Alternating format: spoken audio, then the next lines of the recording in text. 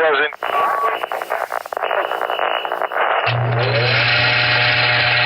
You're now listening to the Working Poet Radio Show. I'm your host, Joseph Lappin, and we're dedicated to the working lives of creative people. I'm here with Colin Channer, and Colin was born in Jamaica and educated there and in New York. His most recent book is the poetry collection Providential, which Eileen Miles describes as one of the most lucid and telling poetry books of this exact time.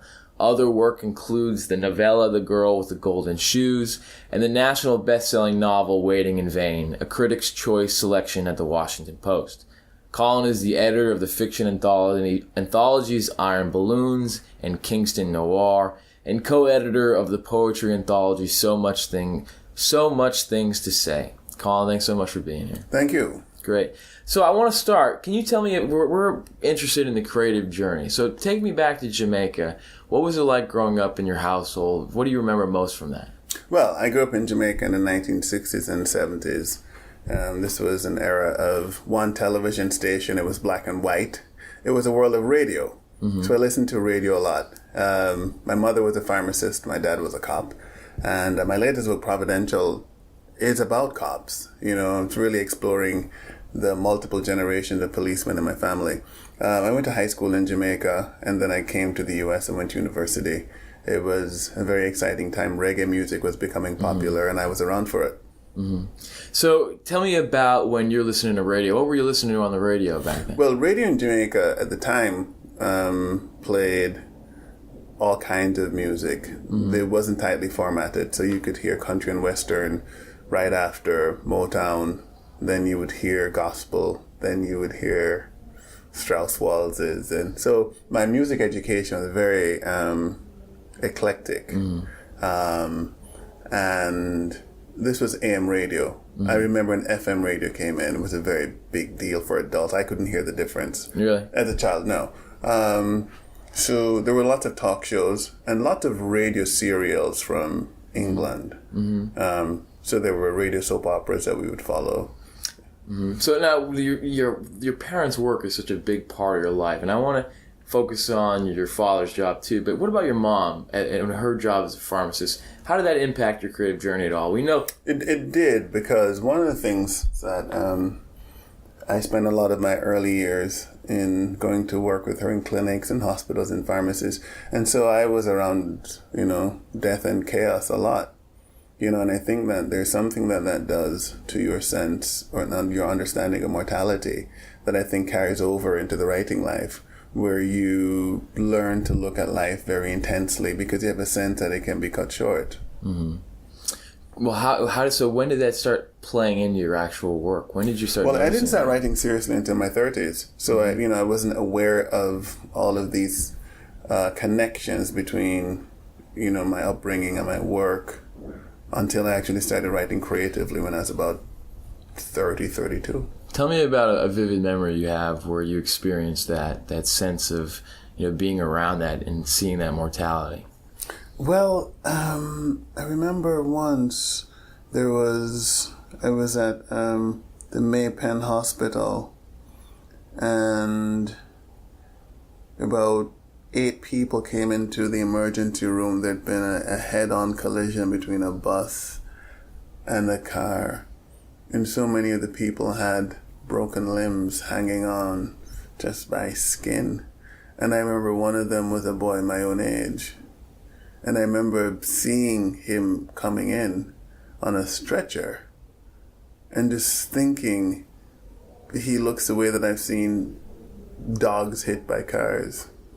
And there was something that made me aware of my own life and its preciousness. Was that a moment for you that you started thinking about, how do I express this at all? That this is an element of my life that I need to tell? No, because growing up in Jamaica in those days, one didn't feel that one had access to a literary life. One felt there was access to music, right? Because of the power of the local music industry, and reggae and all that. So no, I didn't think being a writer at the time was something, it was an impossible dream. Mm-hmm. So I don't think my mind even went in that direction. Only that I could die, that bad things can happen. And then later on when I started writing, all of this stuff came out. Great. Now let's talk about your dad. Obviously in this book, your dad is a huge part of it in police and crime. So tell me about how your dad influenced your creative journey. Well, I think my dad influenced my creative journey mostly by his absence, because he and my mother separated when I was 6. They got divorced when I was 10, and he died when I was 12. So part of what happened, I think, is that I didn't inherit a set of codes of masculinity. Masculinity was something I could imagine my way into, but so in other words, I could think of what kind of man I wanted to be, which I think is a kind of creative effort, right? To create my own script of masculinity rather than one that was given to me by my dad. My dad was a man of few words, but I think the dynamic between him and my mother, I think, left me with questions unanswered, or questions that I didn't dare to ask. Then when I became a writer as an adult, these questions still remained. And that's how some of these, books got produced out of those questions. Wow. What are some of your vivid memories of your dad and his job? Okay. So, some vivid memories. I never saw my dad in uniform because he was injured before I was born, and he was given light duty, and in this duty he wore plain clothes. So I have no memory of him in uniform. What I do remember is that he wasn't able to use his right hand very well because he'd been stabbed in it. And so he sort of favored it a little bit. He had very large shoes, and he was an alcoholic, and he would literally fall down drunk in a living room, and I remember being ashamed of him, right? And not feeling very close to him or sorry for him. He was someone to look down on and sort of to avoid. Of course, when I grow older and I understand the complications of his life and his marriage to my mother, I can understand him more. But as a child, I recoiled from him. So why now, after all these years with this background, why are you going to poetry to talk about some of these themes in your life? Well, it's funny, I think poetry sometimes gives a kind of power to the small, in that the focus on small things in poetry has big effect. And I think I'm looking at details of living, right? The sort of micro decisions and the micro moments that make a life. So the subject and the form came to me as one, right? Strangely enough. And I think part of why this happened is that I've been writing up and getting published personal essays for a couple of years, like in the New York Times, Wall Street Journal. And I think that writing about my life from the I made me a little bit more comfortable with examining some aspects of my life publicly, right? And so I think the essay opened the way for poetry to me. After I started making poems, the fiction writer's art of, language and detail, but also a structure, regard for structure, really helped me with poetry. But it was really the essay that grounded me. So one last question is that you talk about literature not being a possibility in Jamaica when you were young. But there is a huge explosion of Caribbean writers right now that are making huge waves in the literary world. Would someone growing up in Jamaica now feel that access? Yes, and for a couple of reasons. One of them is that the infrastructure of getting a literary education in Jamaica has expanded a lot since the time that I was growing up there. And a major part of that is an organization called the Calabash International Literary Festival Trust, which started in 2001 and produced a 3-day international literary festival bringing writers from around the world, had year-round publishing seminars and writing workshops. And so people actually had access to training. And Marlon James, for example, came out of that workshop with his first book, John Crow's Devil, which became an LA Times Book Award finalist and a Commonwealth Writers' Prize finalist.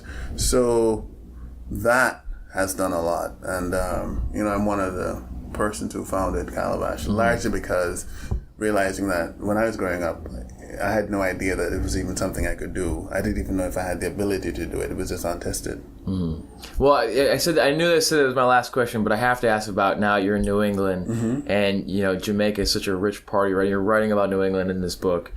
I mean, how do you negotiate those different landscapes? No, they're not really different. I mean, once upon a time, anywhere England conquered was New England. Jamaica used to be New England. Barbados was New England. India was New England, right? So I recognize New England very well because of the connection to Britain, There's a Kingston in Rhode Island, There is, yeah. Right. I forgot about that. Right, yeah. Cod from New England went to feed enslaved people in Jamaica. So cod is part of the national dish of Jamaica, right?